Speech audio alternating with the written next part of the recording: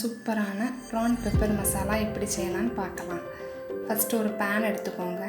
அந்த பேனில் 4 table spoon தேங்காய் எண்ணெய் ஆட் பண்ணிடுங்க.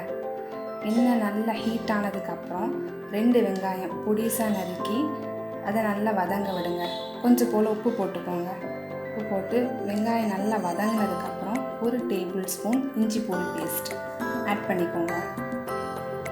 இஞ்சி பூண்டு பேஸ்ட்டோட பச்சை ஸ்மெல் போகிற அளவுக்கு நல்லா வதக்கி விட்டுருங்க.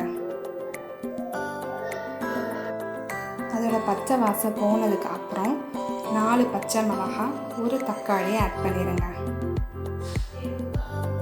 தக்காளியும் பச்சை மிளகாவும் குக் ஆகிறதுக்கு வேண்டி 5 நிமிஷம் ஆகும். அதனால் தக்காளி பச்சை மிளகாவும் நல்லா கிளறி விட்டுக்கோங்க. இந்த தக்காளி நல்லா குக் ஆனதுக்கு அப்புறம் இந்த டிஷ்ஷில் நம்ம கொஞ்சம் ஸ்பைசஸ்லாம் ஆட் பண்ண போகிறோம். இந்த டிஷ்ஷில் வந்து நம்ம காரத்துக்கு 2 டேபிள் ஸ்பூன் நல்ல மிளகு பொடி, 2 டேபிள் ஸ்பூன் பெருஞ்சீரக பொடி,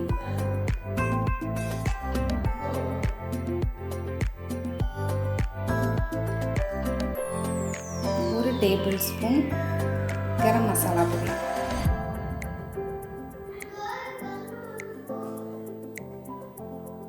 இந்த ஸ்பைசஸ் எல்லாம் போட்டதுக்கப்புறம் இந்த மசாலா கூட நல்லா கிளறி விட்டுருங்க. இந்த ஸ்பைசஸ் அதுக்கப்புறம் நம்ம போட்ட வெங்காயம் தக்காளி பச்சை மிளகாய் எல்லாம் நல்லா ஒன்று சேர்த்து நல்லா கிளறி விட்டுக்கோங்க. நம்ம வந்து ப்ரானை வந்து வாஷ் பண்ணி வச்சுருக்கோம். கொஞ்சம் மஞ்சள் பொடி உப்பு போட்டு வாஷ் பண்ணி வச்சுருக்கோம். வாஷ் பண்ண ப்ரானை இதில் ஆட் பண்ணிக்கோங்க. இந்த மசாலாவில் இந்த ப்ரானை நல்லா ஒன்று சேர்த்து ஒரு 2 மினிட்ஸ் இந்த மசாலா கூட நல்லா ஒன்று சேர்த்து கிளறி விட்டுக்கோங்க.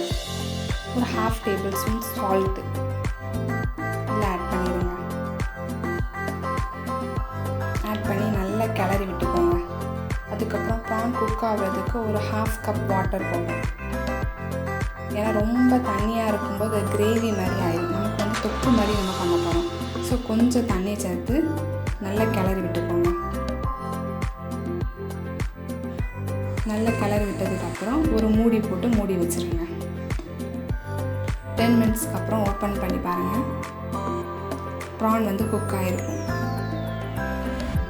ஒரு பிடி கருவேப்பிலையை அதில் ஆட் பண்ணிக்கோங்க. ப்ரான் குக் ஆகிறதுக்கு வேண்டி நமக்கு 10 மினிட்ஸ் போதும்.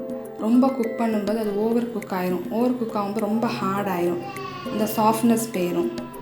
ஸோ அது வந்து கொஞ்சம் 10 மினிட்ஸ் குக் ஆனால் போதும். அதுக்கு மேலே அது குக் ஆக வேண்டாம். சூப்பரான ப்ரான் பெப்பர் மசாலா ரெடி. நீங்களும் இந்த டிஷ்ஷை உங்கள் வீட்டில் செஞ்சு பாருங்கள். செஞ்சு பார்த்துட்டு எப்படி வந்துச்சுன்னு சொல்லி எனக்கு கமெண்ட்ஸ் பண்ணுங்கள். Okay, thank you.